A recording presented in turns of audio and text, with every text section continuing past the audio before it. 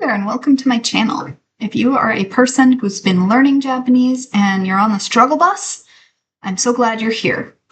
No AI, minimal editing, just a woman who's been studying Japanese for a really long time, embarrassingly long time, and wants to help you get to fluency quicker. Let's jump in to talking in more detail about the particle wa. In previous videos, we've discussed how a complete sentence can be formed in Japanese by adding des to a noun, like sensei desu. I'm a teacher. He or she is a teacher. In English, we need a pronoun like I, he, or she to represent the subject of the sentence in order to form a complete thought.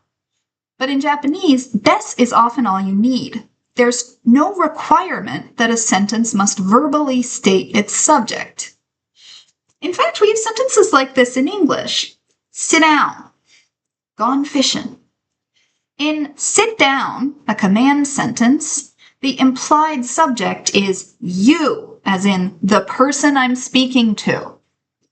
In gone fishing, a casual statement sentence, the implied subject is either I or we, what we call first person in English.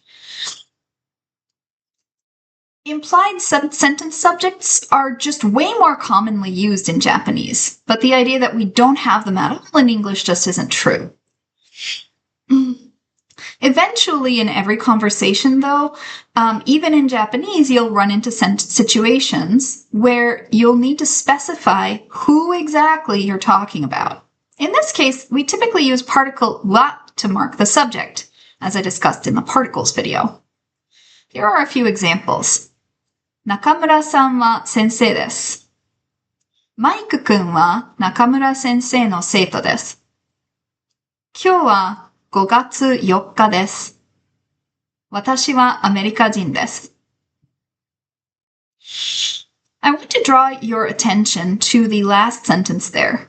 It's a perfectly grammatical Japanese sentence, but it would not be used very frequently in everyday conversation because there's a strong preference for subjectless sentences when talking about oneself. In fact, that preference is so strong that a subjectless sentence is assumed to be a first-person sentence, unless the context implies a different person. We'll talk about grammatical person in depth in a future video series. So unless there's a particular reason to emphasize, well, I don't know about the rest of you, but I'm American, it's best to simply drop the wa phrase and use a subjectless sentence instead, especially when talking about yourself. This brings me to the other major role that wa likes to play, contrast or emphasis. Anything marked by wa gets the spotlight in the sentence. So when you want to draw your listener's attention to something unexpected, marking it with wa is a great way to do so. This is especially useful in negative sentences, because remember that the little masen or nai that indicates negativity comes at the very end. Without you giving some additional help, your listener doesn't know if you're saying yes, I am, or no, I'm not until the very end of your sentence. So changing a particle like ga or o to wa, or adding wa to the end of particles like de and ni, gives the listener a cue that you are about to say something negative about the noun you marked in that way. This is one of several common methods to help solve the problem of negativity only appearing at the very end of a sentence in Japanese. Here's an example of that listener cue usage of wa, just to give you an idea. I drink coffee would normally be コーヒーを飲みます. コーヒー, coffee, direct object marker, o, and then 飲みます, drink.